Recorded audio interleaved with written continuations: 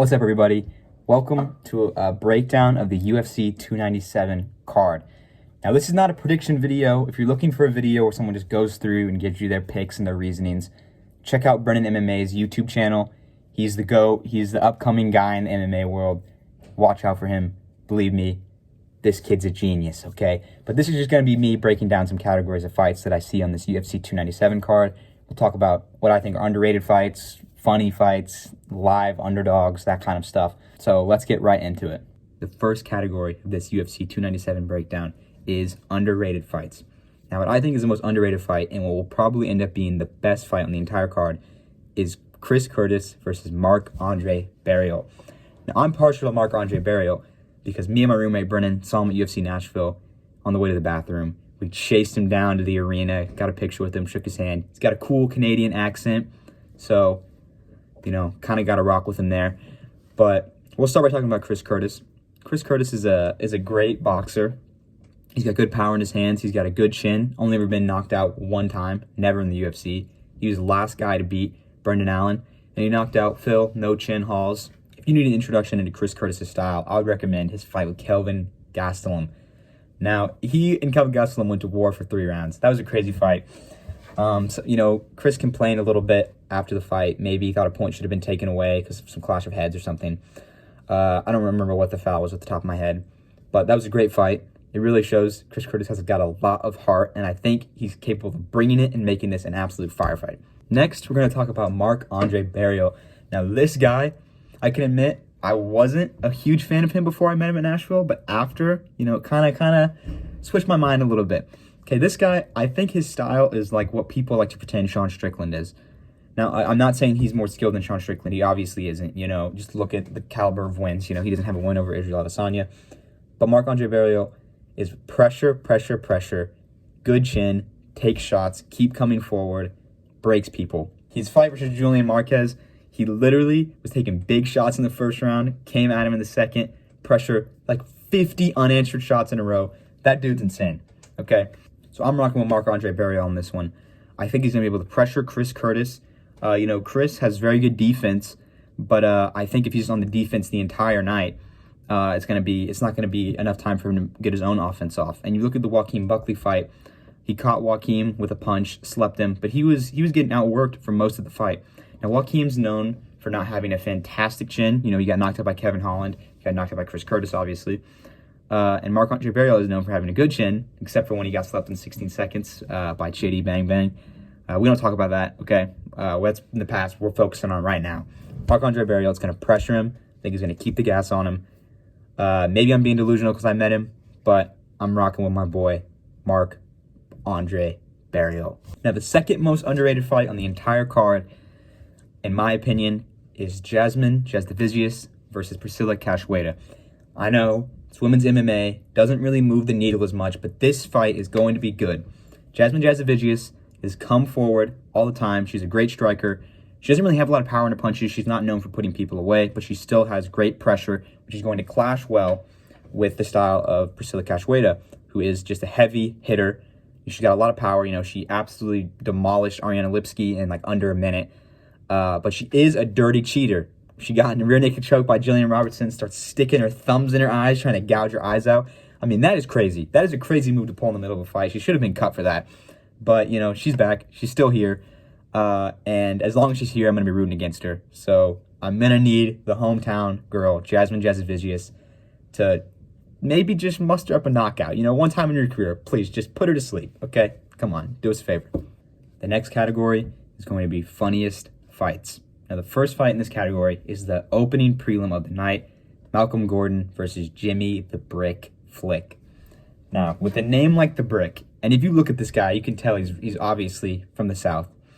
And you would think, looking at him, he'd be some country banger with bricks in his hands, you know, but that is not the case. This guy is just like the less skilled flyweight version of Bryce Mitchell. Now, he does have creative grappling, which could pose problems for Malcolm Gordon, potentially. But I think the nickname, the way he looks, and the way he fights add together to make him a funny fighter. Now, he's fighting Malcolm Gordon, who I think gets a little bit discredited for his skill set. He's obviously not champ material. You know, he had a close fight with Muhammad Mokaev before getting submitted. You can't really defend the Jake Hadley loss. You know, Jake Hadley's a good prospect, but he got slept in like under a minute. But what makes this guy shine is you gotta see his face. I don't know what it is about it. He's got like a baby face maybe. His face just seems like it's a little bit too small for the size of his head. He seems like a really cool dude, you know, he seems nice. I've heard his interviews, you know, but Malcolm Gordon just looks funny. Now, for this fight, I do think Malcolm Gordon is the more technical and more skillful fighter. I do think, you know, he survived on the ground for almost 3 rounds versus Muhammad Mokaev.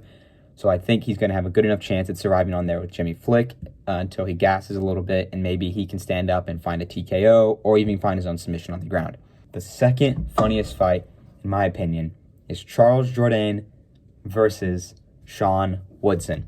Now, Sean Woodson is carrying the funny power of this fight himself. Look at his frame. This man's legs go so high up on his body. I mean, like 90% of his entire height is his legs. And he used to fight a heavyweight too, okay? So this guy already, he's got 2 things going for him. It's hilarious. At his last fight at UFC Nashville, he walked out to EI by Nelly. I mean, come on.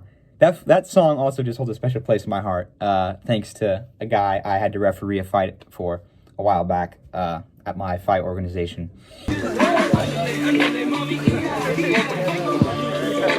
But he's really the one carrying the funny power in this fight. I really hope he wins. He's just a funny guy. But he's fighting a hard stylistic matchup, Charles Jourdain. The funniest thing about this guy is just that time he pulled Lando Venata's pants down with a guillotine. I mean, that was pretty funny. You know, he does have holes in his game. You know, he's been beat. I think he's been a little bit overrated right now, just a tiny bit, you know, based on his last recent performances.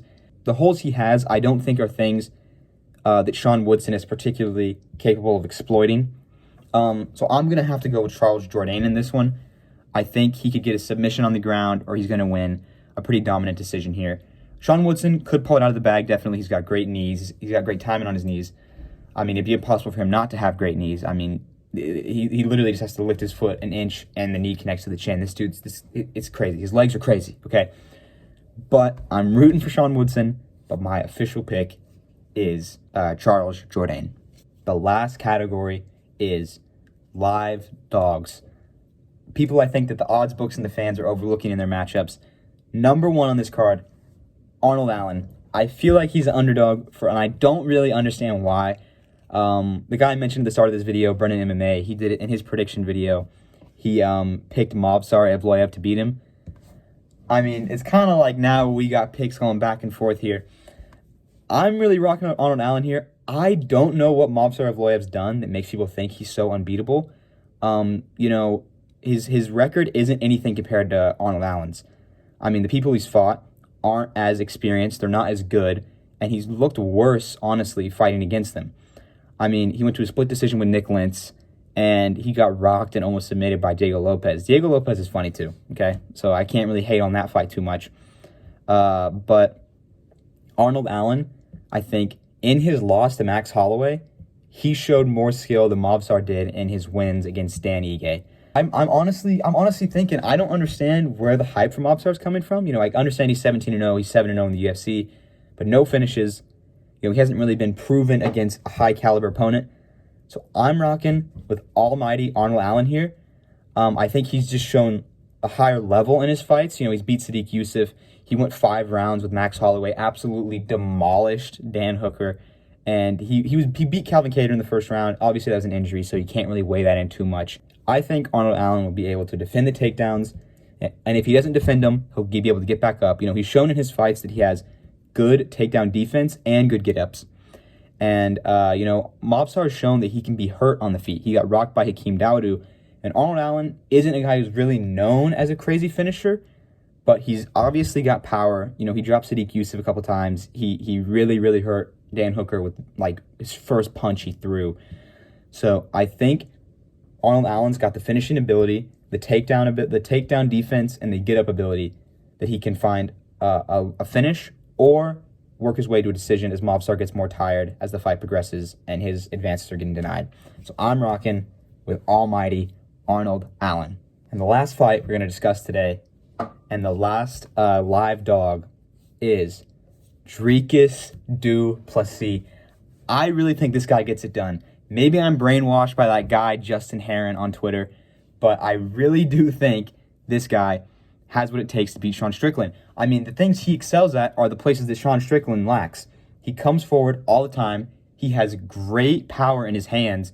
Sean Strickland, he beat Israel Adesanya, obviously, but even when Izzy would start pressing forward a little bit, Sean's defense just dissolved, and he would just resort to swatting his arms around. I think that's going to get him in trouble versus a guy who just comes forward nonstop. And it did get him in trouble against a guy like that when he fought Alex Pereira, and Alex just slept him cold. I see this going similar to that. I don't really see a huge increase in Sean's defense from the Alex fight to the Israel Adesanya fight. So unless he's been working on it heavily this camp, I do think Dricus is going to be able to capitalize on his defensive lacks. Now, there's always the talk about Sean Strickland's cardio. He obviously has shown in his fights that he's able to fight longer than Dricus, but I think Dricus has just been in 3-round fights, and he's been able to keep a pace the entire time. He might look tired in the third round of his fights when he gets there, which I don't think it's been there but one time. He still is able to throw a high volume. I mean, he threw so many punches versus Brad Tavares, even after looking gassed after the first round. I mean, he was in the third round. This dude was sitting there with his mouth hung wide open. He's breathing out of his mouth, sucking down air, but he's still throwing a crazy amount of volume. And I think he's going to pace himself better in this fight, and he's going to have worked his cardio for over 5 rounds. I don't really see him gassing, and the idea that Sean maybe will just stay less gassed than him and pick him apart as the rounds go late, I don't know if I see that happening either. Sean has good cardio, obviously, but he has good cardio when he fights his style. His style is very energy effective. He just jabs and teep kicks, occasional 1-2. And he's not throwing the kind of output that Dricus du Plessis is throwing. And I think Dricus, honestly, this is going to sound like a crazy take, okay?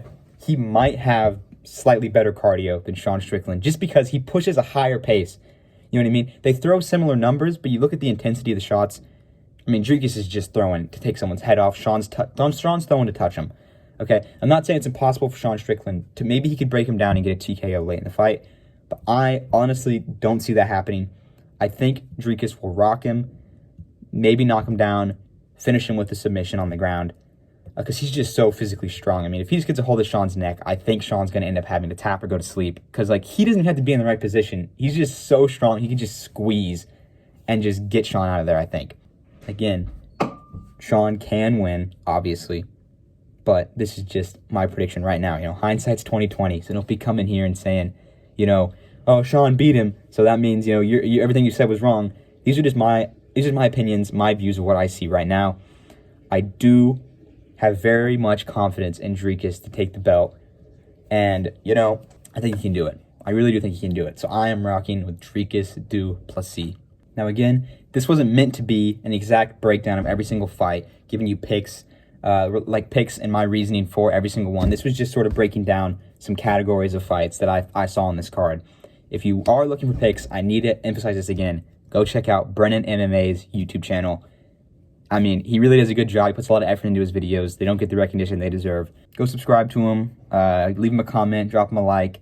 Even though he picked Movsar Evloev and I picked Arnold Allen, we can still come together at the unity of fights. Violence is what we all seek, so we can't really hate on him too much. I gotta send some support his way. Thank you guys for watching. This is my first one ever. Maybe I'll do it again. Maybe I'll never upload a video like this ever again in my entire life. We'll see. Okay, thank you guys for watching. Peace out.